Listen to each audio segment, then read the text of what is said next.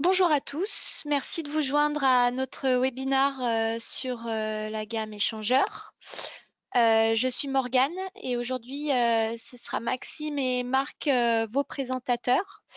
Il faut savoir plusieurs choses avant de commencer ce webinaire. Tout d'abord, nous sommes en direct. C'est un webinaire qui va être enregistré. Votre micro est coupé par défaut, donc si vous avez des questions, n'hésitez pas à les écrire dans la boîte à questions qui se trouve à droite de votre écran, normalement dans le panneau de contrôle. Et on fera en sorte d'y répondre à la fin de la présentation. Donc, sans plus attendre, je laisse la parole à Maxime pour démarrer ce webinaire. Merci Morgane. Bonjour à tous, hein. Je vous remercie également là, pour votre participation. Donc moi je m'appelle Maxime Bertrand, je suis le responsable des ventes distribution sur la zone nord de la France. Et avec nous on a Marc. Alors peut-être Marc, tu souhaiterais peut-être te présenter avant qu'on démarre. Oui, bonjour, Marc Postarem. Je suis responsable application et je m'occupe des échangeurs de tous les échangeurs, que ce soit échangeurs à plaque ou micro-canaux chez Danfoss. Donc, vous pouvez me poser toutes les questions techniques ou pas qui vous passent par la tête, pas de problème. Donc voilà, tout le long de la présentation, n'hésitez pas à poser vos questions par écrit hein, sur la plateforme webinaire. Donc aujourd'hui, on va passer un petit peu de temps ensemble pour parler de nos échangeurs à plaques brasées, hein, principalement. C'est une présentation. Alors attendez, je passe sur la diapo d'après. Donc c'est une présentation où on va en fait comparer nos deux types d'échangeurs à plaques brasées. Donc la plaque Fishbone qui est assez connue, hein, que tout le monde connaît la plupart du temps, et qu'on va comparer à la plaque Dimple, donc la plaque à fossettes, qui est un échangeur, qui est l'échangeur typique d'Anfos, quoi. Donc c'est une présentation qui va s'organiser autour d'une comparaison en fait finalement de ces deux échangeurs à plaques. Concernant on va commencer d'abord avec la construction de base qui est en fait identique sur les deux échangeurs, hein. Donc les deux échangeurs sont composés de plaques de canal, hein, là où va avoir lieu l'échange thermique. Les plaques de canal sont enfermées entre les deux plaques de couverture, arrière et avant. Et bien sûr, on a les connexions fluidiques ou hydrauliques de ces échangeurs en face avant, en face arrière. Donc les deux constructions sont identiques pour les deux types d'échangeurs, qu'ils soient Fishbone ou à plaque Dimple. La différence sur ces deux échangeurs va se faire sur la géométrie de la plaque et sur la forme de la plaque. Donc vous avez déjà un premier aperçu sur la partie basse de cette diapositive. Ensuite, concernant la circulation des fluides, vous pouvez voir en haut qu'on est en circulation contre-courant classique, hein. Il n'y a pas de différence sur les deux échangeurs. Donc voilà. D'abord, puisqu'on va peut-être un petit peu moins en parler dans cette présentation, on souhaitait mettre l'accent sur la plaque Fishbone, donc l'échangeur classique, vous savez, la plaque en arête de poisson. Toute cette diapositive pour vous montrer qu'on a une large gamme d'échangeurs en Fishbone qui sont disponibles, qui vont en gros hein, de 0 à 500 kW. Beaucoup de codes en standard tout le long de cette gamme. Donc on peut monter jusqu'à des pressions de 45 bars. Donc on ne va pas tellement s'attarder sur cette plaque et sur cet échangeur lors de cette présentation. L'idée c'est de vous présenter un petit peu les différences avec la plaque Dimple. Et puis vous mettre en avant les avantages par rapport à cette plaque Fishbone. Donc voilà, en tout cas, l'idée c'était de vous montrer qu'on a plusieurs gammes d'échangeurs et qu'on a la gamme classique d'ailleurs qui est un petit peu plus vendue en Chine qu'en Europe. Mais voilà, cette gamme est disponible. Il ne faut surtout pas hésiter à nous consulter sur ce type d'échangeur. Donc voilà les deux types de plaques que vous voyez. La plaque à gauche, elle est connue, hein, c'est la plaque en arête de poisson, la plaque Fishbone. Et on a une plaque spécifique chez Danfoss qu'on appelle la plaque Dimple ou l'échangeur à microplaque. Donc c'est la plaque que vous voyez à droite. Et on se rend bien compte de la différence entre les deux. Et on va donc vous présenter un petit peu les différences entre ces deux plaques et les avantages que peut procurer la plaque Dimple notamment. Donc la première des différences, hein, c'est le flux, le flux à l'intérieur de l'échangeur. Donc ce que vous pouvez voir à gauche, hein, on a le flux de passage 3D sur une plaque Fishbone. Donc on va évidemment de gauche à droite et de haut en bas. Et cette circulation en 3D implique une variation des vitesses de gaz qui est quand même assez conséquente tout le long de l'échangeur. Donc on a des accélérations et des décélérations avec la création de zones mortes à certains endroits. Ce qui est innovant avec la plaque Dimple, la microplaque, c'est qu'on a un flux qui est direct tout le long de l'échangeur avec des variations de vitesse qui sont finalement moindres. On parle de vitesse homogène hein, tout le long de la plaque. Donc on a une petite vidéo, je crois, après, qui représente bien ce phénomène. Donc vous pouvez voir à gauche la plaque Dimple où les vitesses restent finalement assez constantes tout le long de l'échangeur. Et sur la plaque Fishbone à droite, vous pouvez voir qu'on a d'abord des zones de décélération, des zones qu'on va appeler des zones mortes, hein, et puis des zones d'accélération. Alors ces deux différences vont procurer, on va dire, un avantage par rapport à la plaque, à la microplaque, à la plaque Dimple, du fait d'une vitesse constante le long de l'échangeur, pardon. C'est qu'on a un coefficient du coup de transfert de chaleur qui est homogène le long de l'échangeur et de ce fait amélioré. Et également, on a moins de facteurs d'encrassement du fait qu'on supprime au maximum les zones mortes avec cette plaque à microplaque, quoi. Donc voilà un petit peu pour le premier avantage hein, qui va être thermique et qui va permettre également d'avoir un encrassement plus faible, quoi. On peut peut-être aussi tout de suite parler avec le facteur d'encrassement, aussi moins de risque de prise de gel, parce que finalement, s'il n'y a pas de zone morte, l'eau ne va pas stagner dans un coin. Quand on est en dessous de 0 degré, si on a de l'eau pure, on a un risque de gel et de casser l'échangeur. Ici, le fait de ne pas avoir de zone morte, on n'a pas d'eau qui va rester stagnée dans une petite poche, dans un haricot, et qui risque de casser l'échangeur. Donc, il y a aussi un risque de gel qui est bien diminué grâce à cette technologie. Ah, exact. Ah, merci Marc. Et donc, pour continuer, hein, la deuxième particularité par rapport au Fishbone, donc là vous avez une plaque Fishbone où on vous montre un petit peu les points de brasage. En fait, sur les points de brasage sur une plaque Fishbone ont lieu à l'endroit de l'intersection des différentes arêtes.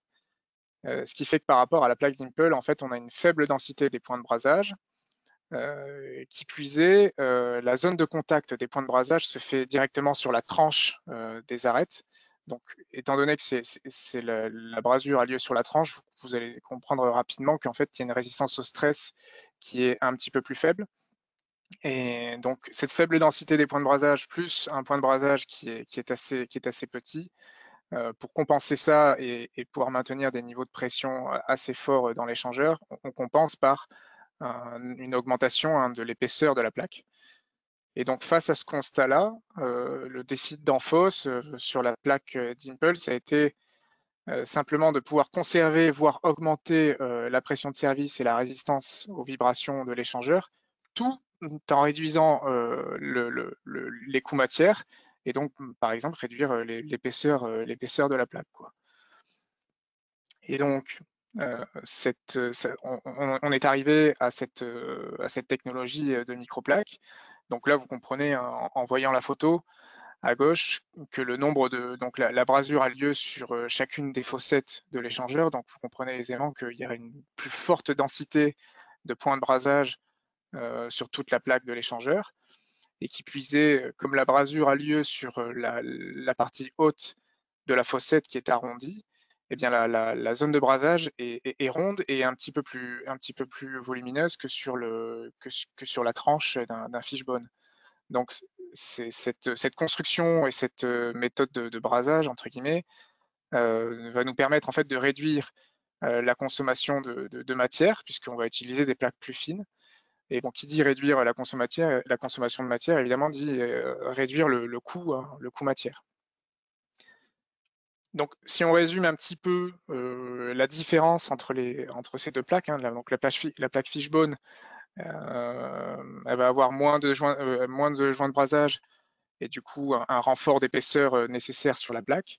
Et on a donc un modèle de flux qui est un petit peu plus complexe que sur un échangeur à microplaque, qui implique des vitesses variables et qui génère des problèmes d'encrassement et des problèmes de gel, comme l'a dit Marc. En revanche, la microplaque, avec plus de points de brasage, ça permet d'avoir une meilleure résistance à la pression. Une épaisseur de plaque plus fine, donc du coup, une optimisation du coût matière, hein. C'est quand même le but principal, c'est quand même faire baisser le coût matière à la base. Les vitesses constantes permettent d'avoir un transfert de chaleur qui est amélioré et une réduction très forte des zones mortes. Donc du coup, on a moins d'encrassement et on a moins de risque de gel. Donc voilà pour les principaux avantages. Donc ensuite, Alors, on a pardon, fait. Vas-y, Marc. Maxime, pardon, juste une précision. On l'a mis en haut à gauche, même par accident, mais on a mis la date 2010. C'est pas une technologie qui vient de sortir, hein. On fait ça Ah chez oui. Danfoss depuis 10 ans. Depuis, on a en plus des améliorations pour améliorer la turbulence, améliorer l'évaporation, avec des poches pour remélanger le liquide et le gaz. Bon, il y a après tout un tas d'améliorations.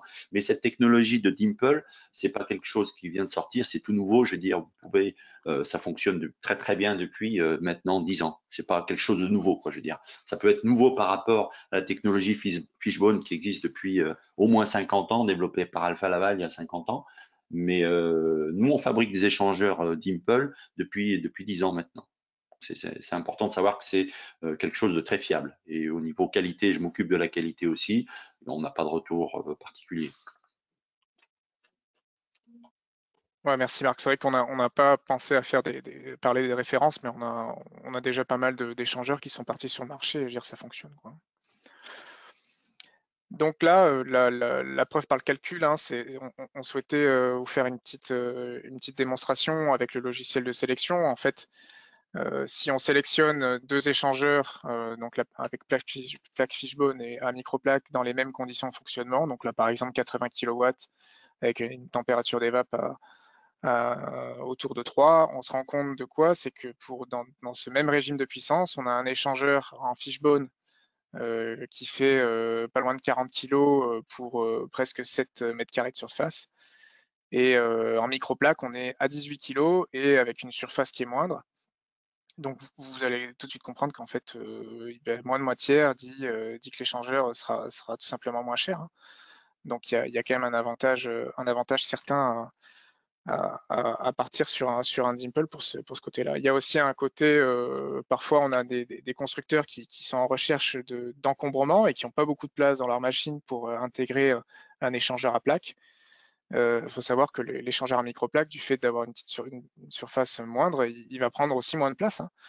Donc ça, c'est un avantage aussi qui est conséquent. Donc en résumé, hein, sur les avantages techniques de la microplaque, c'est qu'on a un transfert de chaleur qui est amélioré, une réduction du coût matière qui est quand même assez fort, hein. Ceux qui l'ont testé pourront en témoigner, hein. Un encombrement réduit, hein, qui peut être un avantage pour quand on n'a pas beaucoup de place, un échangeur plus léger, hein. Également une conception robuste du fait des nombreux points de brasure, une réduction de risque de gel. Et quelque chose dont on n'a pas encore parlé, c'est avec toutes les problématiques à deux ailes, on sait aujourd'hui qu'il faut utiliser de moins en moins de fluide. On a un volume interne qui est réduit et pour information, l'échangeur est compatible à peu près avec tous les fluides, hein. Là, on a marqué à propane et à deux ailes. Donc bon, il y a une large gamme de fluides disponibles. Peut-être une information sur la réduction du volume interne. C'est important. Quand on a fait des équivalences Fishbone, Dimple, étant donné qu'on a gagné de la performance, on avait le choix de garder le même entre plaques et donc éventuellement de réduire la perte de charge. Mais on a décidé plutôt de garder la même perte de charge qu'un B3. Par contre, on a voulu réduire le volume, enfin l'interplaque, la distance entre deux plaques, et du coup, ça nous a permis de réduire le volume interne. Maintenant, c'est la seule solution pour les petites pompes à chaleur qui fonctionnent au propane. On a beaucoup de demandes, il y a beaucoup de demandes au propane parce que justement, c'est la seule solution pour passer en dessous des 150 grammes ou des 2 kilos en fonction de l'application. Grâce à ces échangeurs à faible volume interne, on peut maintenant passer faire des installations au propane tout en respectant les normes en cours. Donc c'est ce volume interne maintenant, depuis maintenant 2 ans, on a beaucoup de demandes justement grâce à cette réduction du volume interne, qui a un réel avantage par rapport au B3, enfin au fishbone plus généralement. Donc cette gamme à microplaques qu'on appelle la gamme D, alors la gamme D c'est pour la gamme distribution. Donc on a quatre modèles de plaques qui ont des dimensions différentes. On va en gros de 3 kW à 200 kW avec 2 régimes de pression disponibles, 30 bars et 45 bars. Donc là on a marqué évaporateur et condenseur. On peut les utiliser aussi dans d'autres cas de figure. On va les voir un peu après. Donc voilà, donc ces quatre types d'échangeurs sont disponibles en standard en distribution. On a essayé de créer le maximum de code en standard de façon à couvrir un besoin en standard assez large en fait. Hein. Vous voyez par exemple sur la gamme 22, en haut à gauche, on va de 10 à 60 plaques et puis on suit la même philosophie sur toutes les gammes. Donc il y a quand même, une fois que si vous avez un besoin entre 0 et 200 kW, il y a de grandes chances que vous tombiez sur un code standard qui matche bien. De plus, la plupart de ces codes standards sont stockés au Danemark. Et bon là, on est en France. Mais peu importe où vous êtes entre guillemets en Europe, on peut livrer sous une semaine assez rapidement le distributeur de votre choix, quoi. Donc là, on parlait tout à l'heure des fonctions évaporateur et condenseur. Mais évidemment, on peut l'utiliser, c'est un échangeur à plaques, hein, on peut l'utiliser sur bien d'autres fonctions. On est assez souvent consulté pour l'utilisation du microplaque sur de la désurchauffe. Donc voilà, on peut l'utiliser en désurchauffeur, en condenseur, sous-refroidisseur, économiseur, et également à l'aspiration du compresseur. Donc voilà, en gros, on va pouvoir l'utiliser sur toute la partie du système frigorifique. Marc parlait à l'instant de l'utilisation et de la consultation là, sur les pompes à chaleur.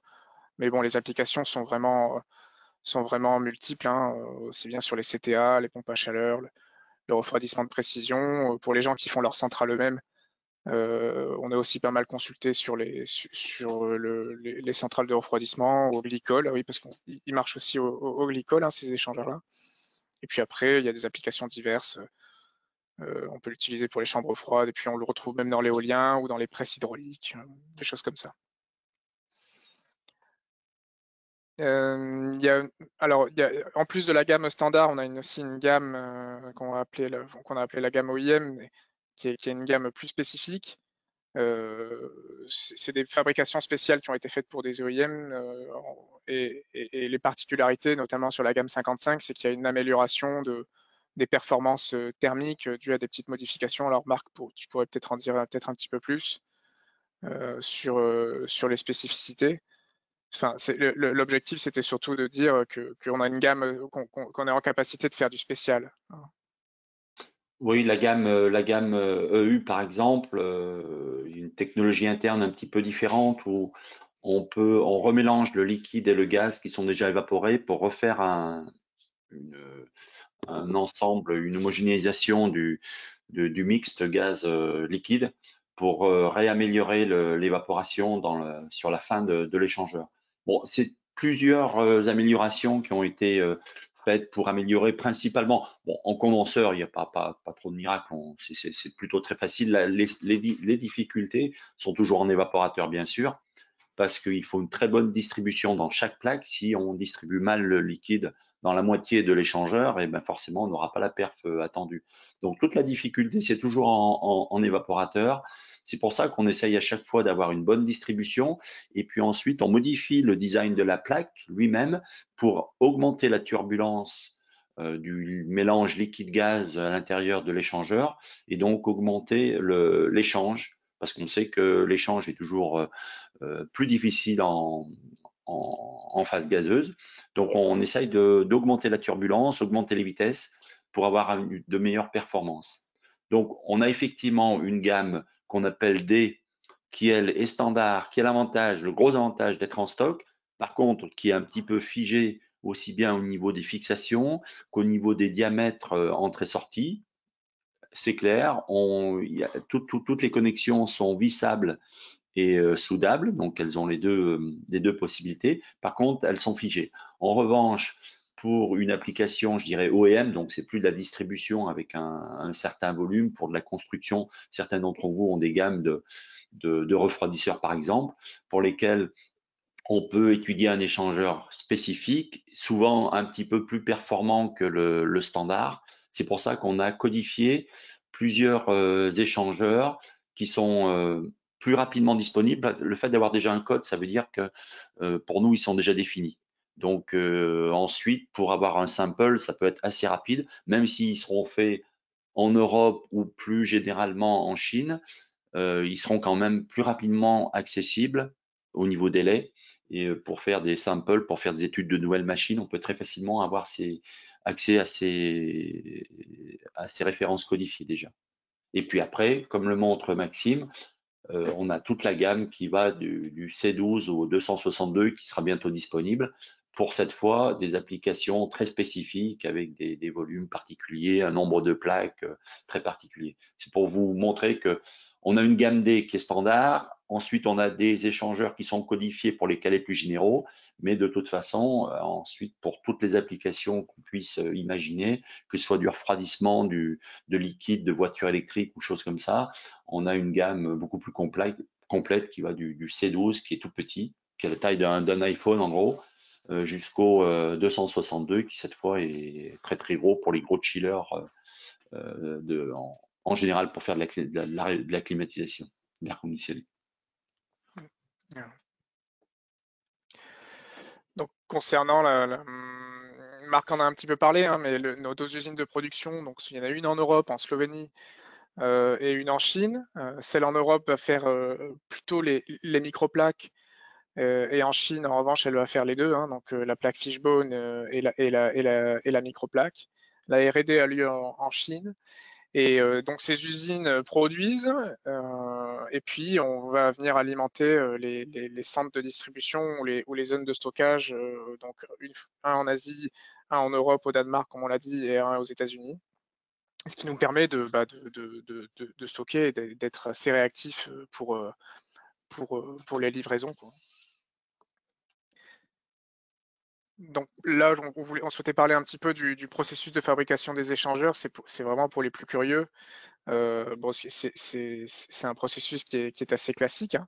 On va commencer, bon, évidemment le design, mais on va commencer par une presse. Donc en fait, les plaques inox sont superposées, et entre chaque plaque, on va venir glisser une feuille de cuivre. Et une fois et puis ensuite, les échangeurs vont être pressés. Une fois qu'ils sont pressés, on va les faire passer dans un four en fait, hein, et puis il y a un brasage qui s'effectue par chauffage à 1200 degrés. Donc on a d'abord un préchauffage, puis un temps de maintien et un chauffage. La feuille de cuivre qui était présente entre les plaques inox va se vaporiser et va créer le brasage sur les zones de contact.